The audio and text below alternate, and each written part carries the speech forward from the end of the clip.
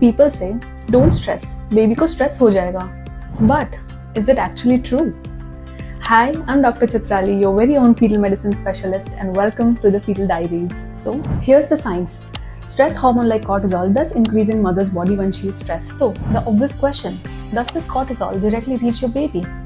અહીંયા આવે છે એક રિયલ સુપર હીરો, પ્લેસેન્ટા એટલે કે મેલીનો ભાગ. પ્લેસેન્ટામાં એક એન્ઝાઇમ રહેલો છે જેને 11-HSD2 કહેવામાં આવે છે. આ એન્ઝાઇમ મોટાભાગના કોર્ટિઝોલને ઇનએક્ટિવ કરી નાખે છે, એટલે કે બાળકમાં બહુ જ ઓછી માત્રામાં સ્ટ્રેસ હોર્મોન પહોંચે છે. સો નો, every small stress, argument, traffic jams or a bad day does not automatically stress your baby.